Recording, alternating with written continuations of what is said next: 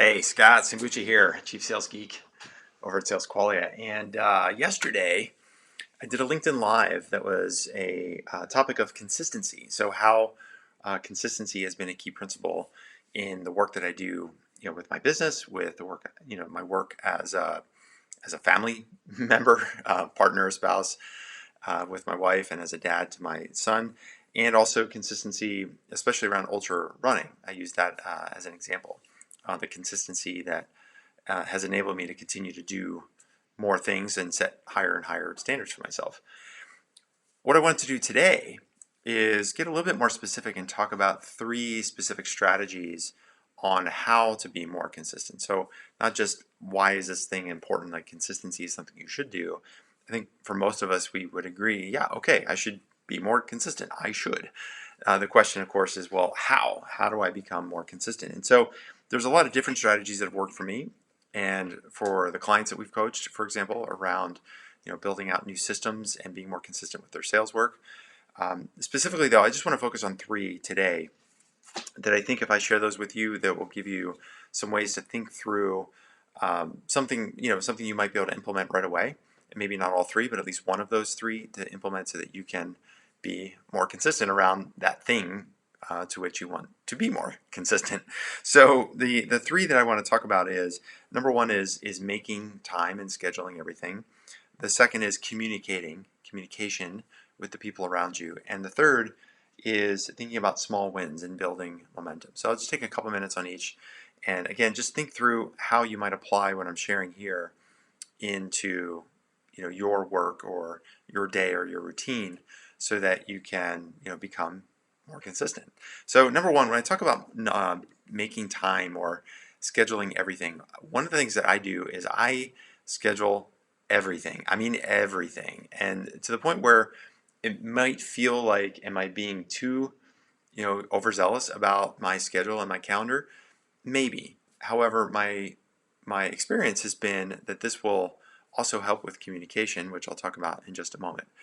And so, first of all, when I say schedule everything, it's because oftentimes we think about the we should maxim. It's like, oh, I should do this, I should do that, I want to do that.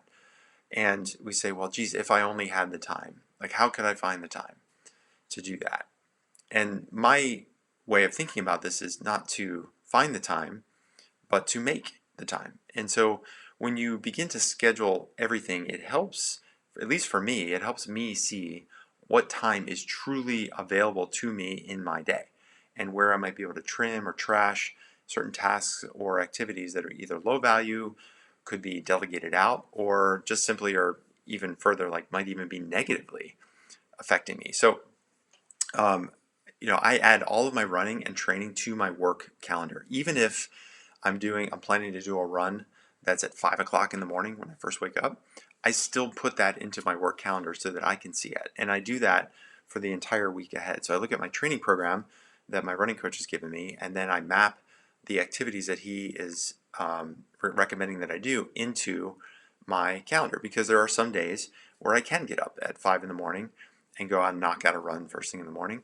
There are other mornings where I can't do that. And so then I've got to find an hour or 90 minutes later in the day. And I'm trying to work that time into my work calendar and into my responsibilities as a dad and as a husband.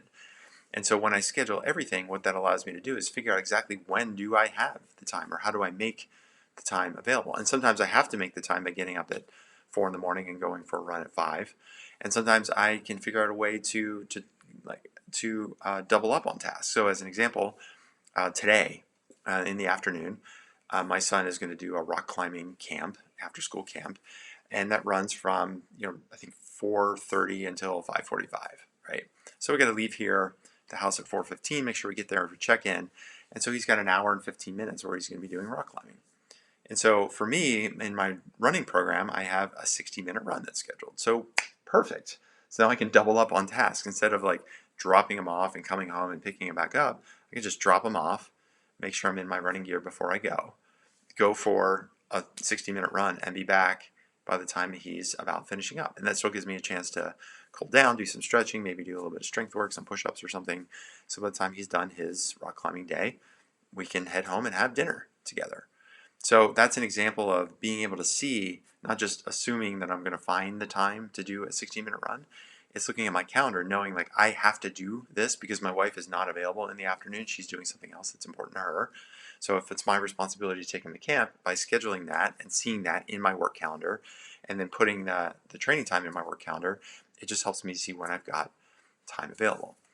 I mentioned about finding ways to trim or trash tasks or activities. So when I look at my work calendar and if looking for in the consistency, I'm talking about training, but it could be consistency for you. It might be, well, I want to start doing 20 outbound touches a day, or I want to start doing one-on-one meetings with everybody on my team each week, but I don't know how I'm going to make the time to do that. Well, one of the other ways you can do is to trim or trash activities in your calendar. This is something I learned through a book called Clockwork. And in that book, they talk about looking at your calendar and saying, well, what are some activities that maybe you're scheduling an hour to do that you could do in 30 minutes? Or what are some activities you could just trash and move off of your calendar altogether? So this is something that I frequently do, is if I see that there's a meeting on the calendar that's scheduled for an hour, I will back it off to 30 minutes. If I see I've got a 30-minute meeting, I'll see if we can back that down to 15 minutes. And I'm looking for ways just to make time, because however much time you give yourself for a task is typically how long that task is going to take. If you book an hour-long call, it's going to take an hour to do that call. If you give yourself 30 minutes, you can knock it out in 30 minutes, and the other person on the other side will appreciate that. I also think about this idea of scheduling everything because I share my calendar, not every meeting from my work calendar, but all of my personal stuff that I put on my work calendar, I also share with my wife on my wife's calendar. And that includes trail runs that I'm doing on Saturday mornings. That includes activities that I'm doing. Like I have a running club meeting tonight where I'm a board member of our local running club. We have a meeting tonight from 7 to 8 o'clock. Now that's outside of work hours, but I put that on the calendar and then I let her know so that we can make sure that we're aligned, because she actually also has something else this evening. So it forces a way for us to communicate that, oh, she's going to go do this flying lesson as a flight instructor to teach somebody how to fly. At the same time, I've got this running meeting. So now we have to communicate about what does that mean? Can I do the running meeting on Zoom while my son is watching Mythbusters? Yeah, we can do that. No big deal. But if it's a bigger conflict, like I was planning to do a trail run and she was planning to do something else on a Saturday, or she has to do some work on Saturday because she's got a big project that's due, now we are forcing communication around, okay, what's the priority? How can we balance this? Can I move my run to Sunday? Can I make sure that I'm back before noon so she has the rest of the afternoon to do the work so that we still have family time in the afternoon and the evening to have dinner together on a Saturday? So this idea of scheduling everything, it just forces you to make sure that you actually can make the time, and where can you find the time to do it. I would also say, I mentioned that some activities are not just low value, but could be even negatively affecting you. When you start to schedule everything, it keeps you accountable.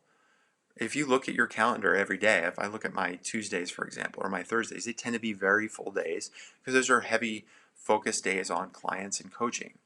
And I do other stuff on those days, like I'm doing this video right now, I'm doing this recording. But most of those days are geared around clients, delivery, coaching calls, setting up live trainings, doing new content, all of those things. Well, if I have all of those tasks built into my work calendar, and then I add what I want to do on the personal side with training, and then I add things that I need to do as a dad, make sure my son gets to rock climbing camp, and balance my wife's responsibilities with the stuff that I've got to do. Now all of a sudden I look at my day and I realize I don't have time to waste. I don't have time to spend, in that 30-minute block that I might have open between 12:30 and 1. If it's showing open in my calendar and there's some white space, then this mindset of schedule everything is an opportunity for me to say, okay, what can I do in those 30 minutes? Instead of treating those 30 minutes as like, well, I guess I got some downtime between calls. Okay, it's okay to have some downtime, but maybe there's something else I could do. Maybe in those 30 minutes I could go outside and walk the dog and do a short walk to make sure that the dog gets a walk, because I'm going to be taking my son to rock climbing. My wife's not available. And so our dog might not get a longer walk in the afternoon that she might get. So now, because I'm scheduling everything, it makes sure that I'm using that time efficiently and making sure that it's a way to leverage the open space in a positive way, not to try to jam everything in and be minute to minute, always scheduled. But then instead of saying, well, I've got 30 minutes and I'll check the news, or I'll futz around on email, or do something else that might not be productive.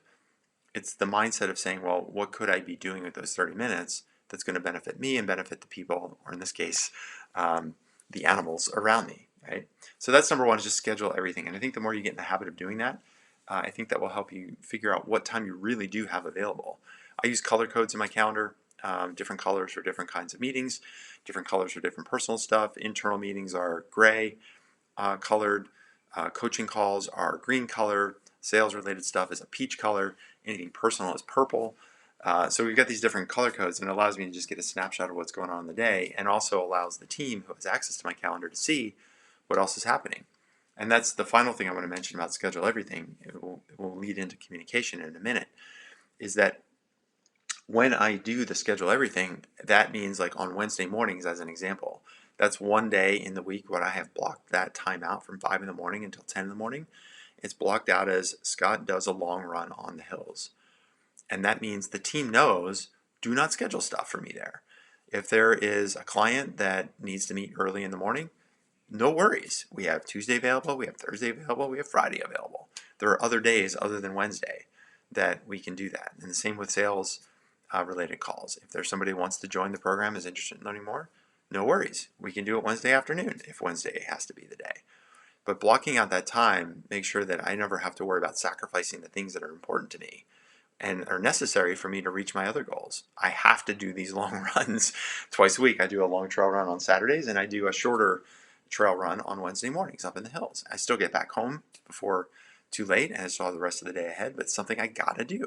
If I don't put that time in the schedule, it would be easy for Jocelyn or Matt or Amy to just say, oh, well, Scott looks like he's open on Wednesday morning at 9 o'clock, so I'm going to book in a call with him. But if I'm not back from the trail before 9 o'clock, or I'm just getting out of the truck and haven't showered, do I really want to get on a Zoom call with somebody? So again, by scheduling everything, it just keeps everyone really clear about what needs to get done, and it helps me make sure I get those most important things into the calendar. So that's number one. So number two, let's talk about schedule. We talked about schedule everything. Let's talk about communication. And an extension to this would also be establishing a reward system. So communication starts by scheduling and then making sure that people around you know what you're doing and why you're doing it. So my team knows I do this ultra running. My team knows it's important to me. It's part of who I am. It's how I express myself, and it's an outlet for me for any of the stress that I might be feeling from running a business and helping the startup clients that we help every single day. So they know this is important to me. So that's good.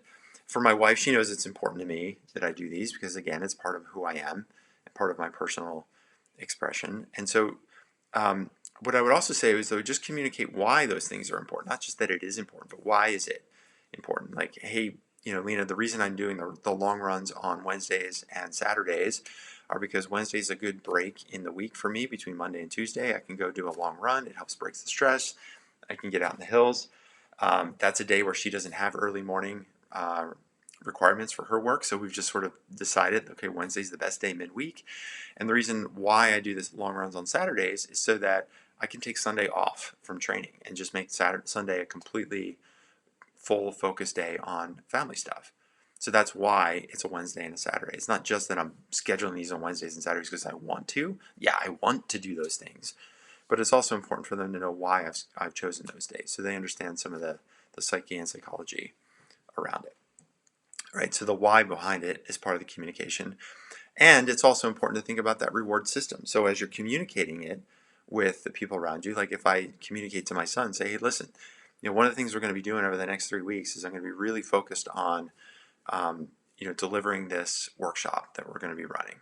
And so in days past, I used to travel to San Francisco for a couple days at a time and do client events, or I used to do workshops and teach, sometimes even traveling different parts of the country. And so when I'm telling him what I'm doing, it's not just why I'm doing it, but it's also what will we get, right, as a result of me doing this work. And so, if I tell him like, look, this next week, I've got a lot of sales calls early in the morning, so I might not be able to help you out with breakfast as much as usual.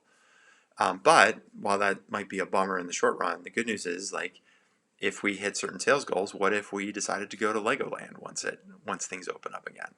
Like, he's always wanted to go to Legoland. So if we can hit, as a team, we think of this as like your contribution to this team is, hey, maybe you can get breakfast for yourself, or maybe you can be, you can make sure that you get your schoolwork done so you don't have to worry about me checking in. And if your job is to do that, you're contributing to my ability to do my work. And then together, by working on these things together, you get what you want, which is a trip to Legoland. So, and it doesn't have to be a trip to Legoland. It could be, like, hey, this week, we're going to do these things, and, I'm going to be on a trail run on Saturday. When I get back,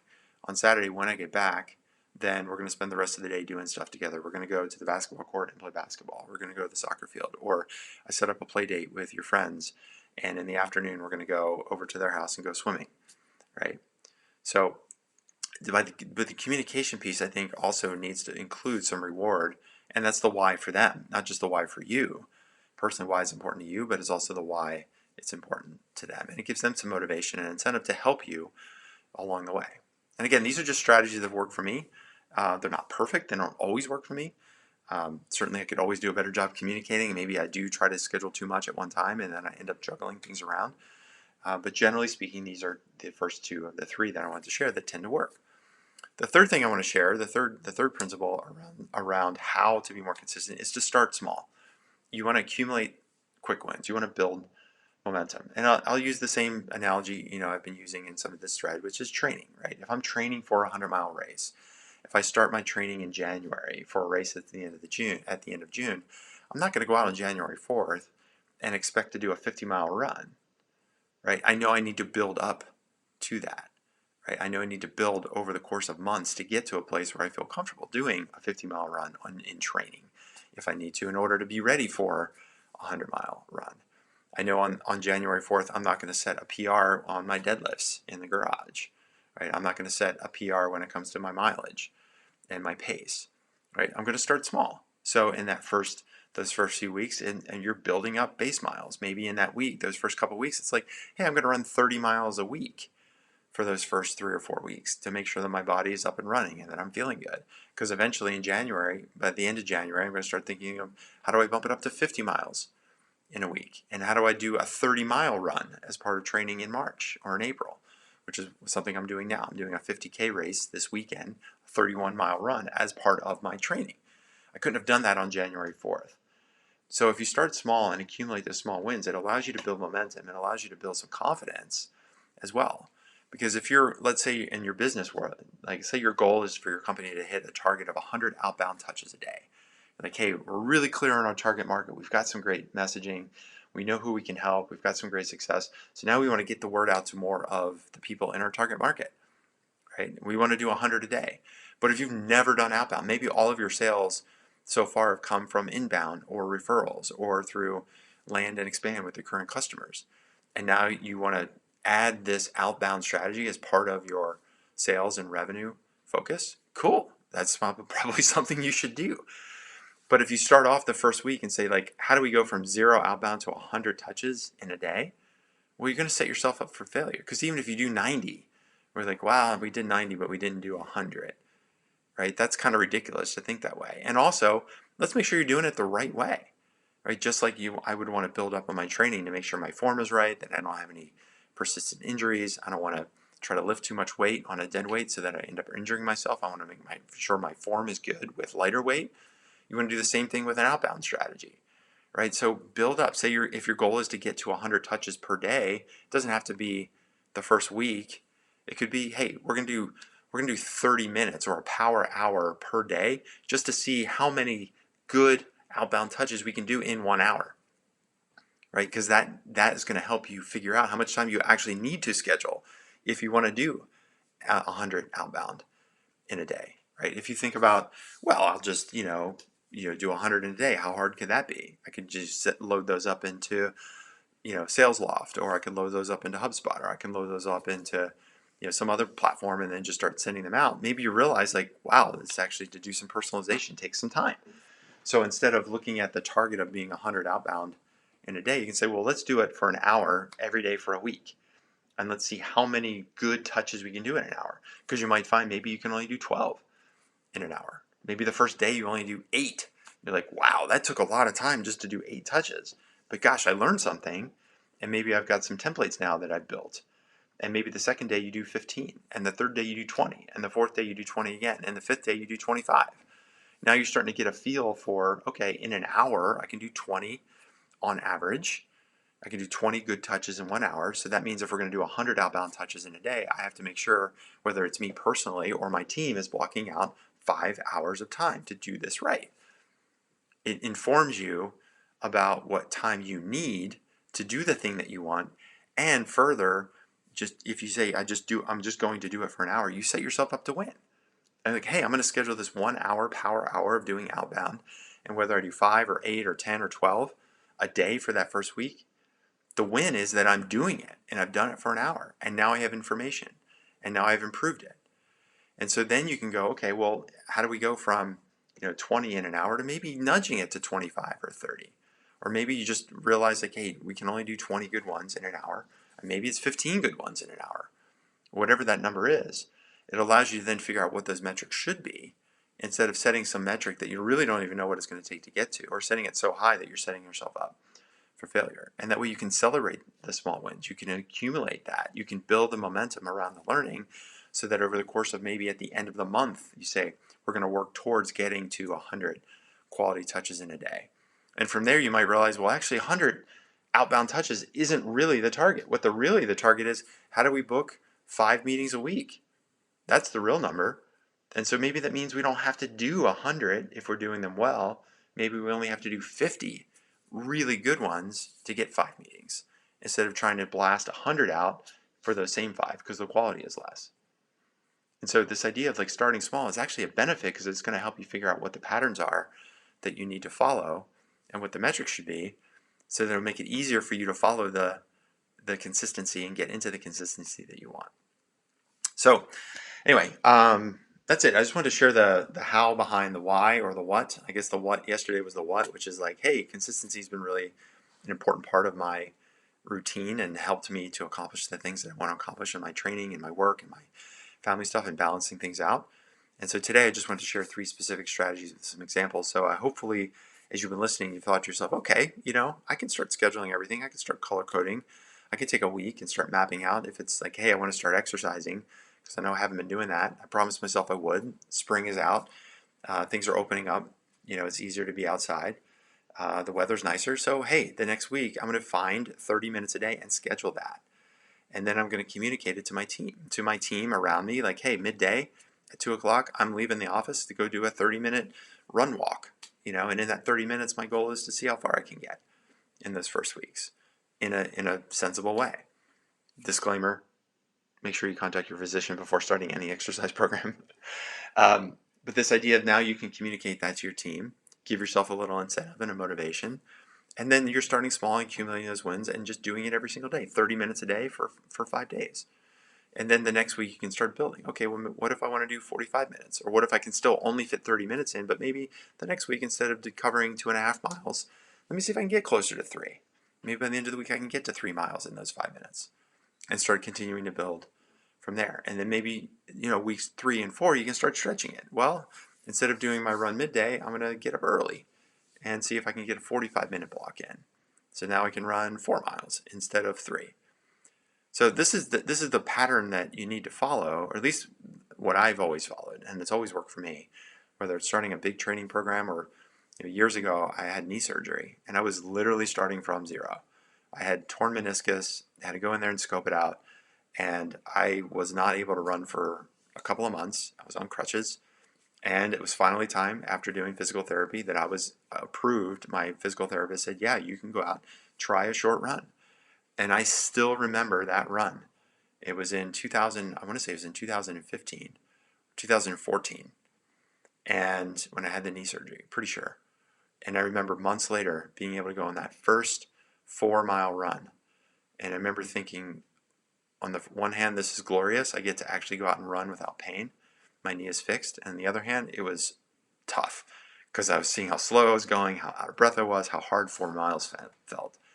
So that was a case where I just had to start small and then rebuild from scratch. I'd been doing Ironmans already, and I had done an ultra marathon. Actually, I hadn't. It was before my first ultra, but I had been doing Ironmans in the past. So I went from doing Ironman races back down to like struggling to do a 4-mile run. So it's just starting small, accumulating those wins, building momentum, and getting back to the place where now I can do what I do every year with 100-mile, 200-mile races. So it's the same with you, right? It's the same with your business. It's the same with your whatever it is that you want to do. So number one, schedule everything. 2, communicate and establish a reward system for you and the people around you. And number 3, start small. And if you do those things, I think that will help you get the consistency that you want around that thing that you want to do, and go farther. All right, that's it for now. I'm going to sign off. Hope you enjoyed it. See ya.